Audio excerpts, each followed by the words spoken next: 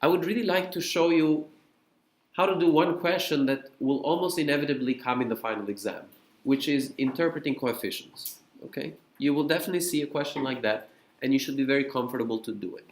Now, before I go there, I want to show you something. I want to show you the ln function. So the ln function takes only positive values. The ln of 1 is 0. And if you do ln of something smaller than 1, it's negative. And it looks a little bit like a square root function, right? Almost, but it doesn't start from 0, it starts from 1. Right? So this is the ln of x function. Now, someone with a calculator, can you help me with the following? What is the ln of 100? Can you give me up to 3 decimal places? 4.605. 605. What is the ln of 101? 4.615. What is the ln of 200? 5.298. And what is the ln of 202? 5.308. 308? Can you check that calculation one more time? ln of 202. That's right, right? Yeah.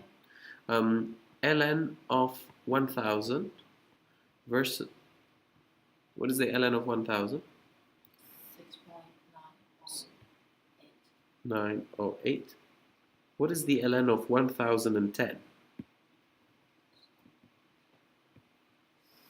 6.918. Okay, good. Now, this is the ln function, so you have an x here. What's happening to this x when I go from here to here? It's changing by 1 unit.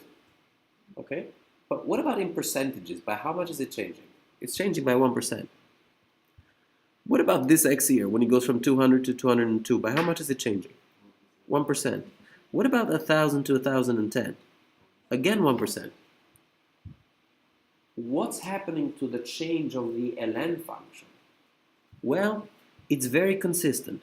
This change here is 0.01 or 1 percentage point, right? Because it's really not increasing by 1%, but it's increasing by 1 percentage point, or it's increasing by 0.01. What's this difference? 0.01. What's this difference? 0.01. So the ln function has this, if you like, beautiful property that it doesn't matter where x is. If you take x here, and then you increase the x by g, by some percentages g, okay, then the difference in the ln function, by how much this will change, will be approximately g. When will this approximation work? This approximation will work only when g is relatively small. Okay? Let's say less than 0.20. Okay? Now we can do an analysis of why that works and why that doesn't work. But for your MG205 purposes, this is all that you need to know.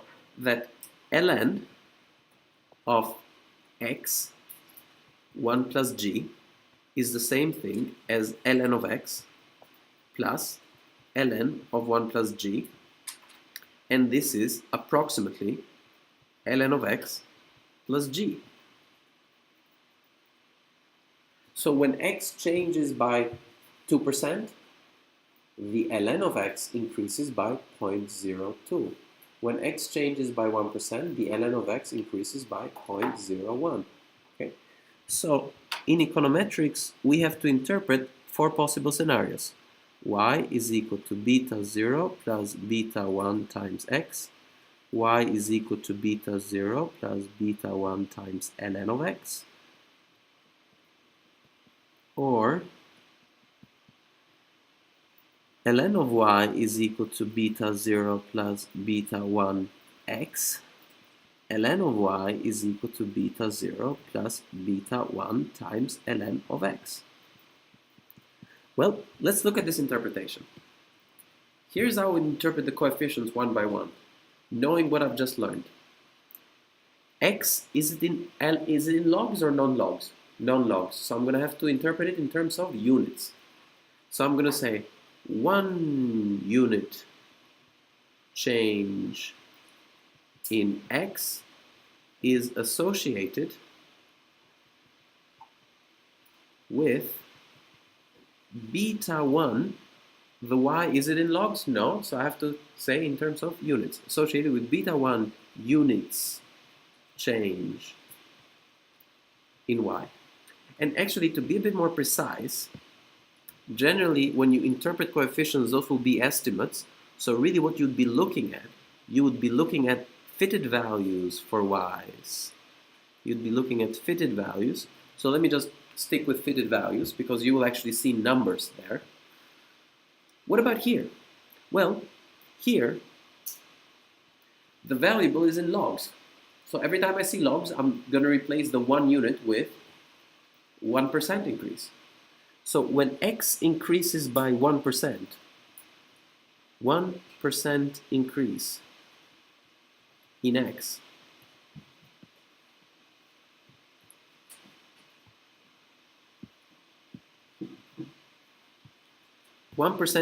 x, will do what to the ln of x? What will happen to the ln of x? If x goes up by 1%, what will happen to the ln of x? It will go up by 1 percentage point, or 0.01. Y is not a log, so I'm going to have to interpret in terms of units. So a 1% increase in x will increase ln of x by 0.01, which means will increase y is associated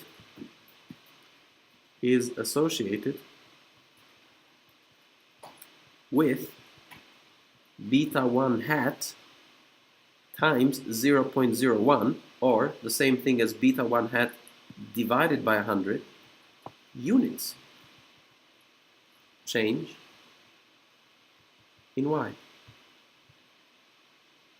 or in y hat if you like, because we're just focusing on the predicted value. Okay, let's see if we can do this. X doesn't have a logs, so I'm going to look at it in units. So a 1 unit change in x leads to, now how are we going to do this? Well, this thing here will change. This thing here will change by beta 1. Agree? But we're not interested in the change in the log of y. We're interested in the change of log of y, of the y hat, right?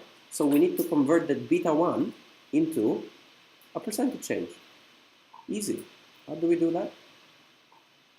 We multiply it by 100%, right? If beta is 0.03, that means that the y changed by 3%.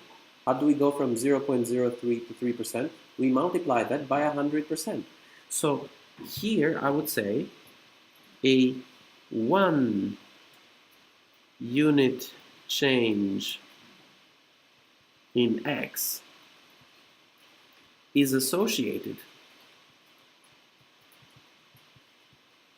with beta 1 hat times 100% change in y hat. Okay? And finally, this bit here, if x changes by 1%,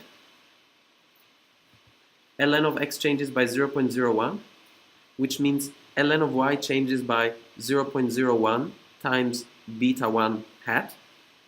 But then y hat changes by 0.01 times beta 1 hat times 100%.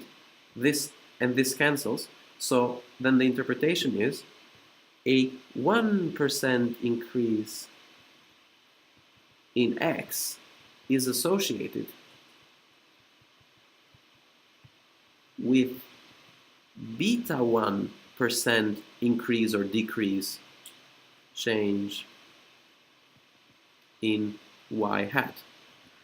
So of course, Jordi has given you a table with all these differences.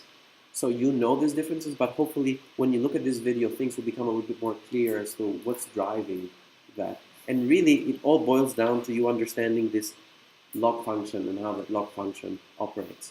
So I will leave you with that, and I will see you next week. I can take your question. Is it 1% increase the next or 1% increase? 1% increase. So from 1,000 to 1,010.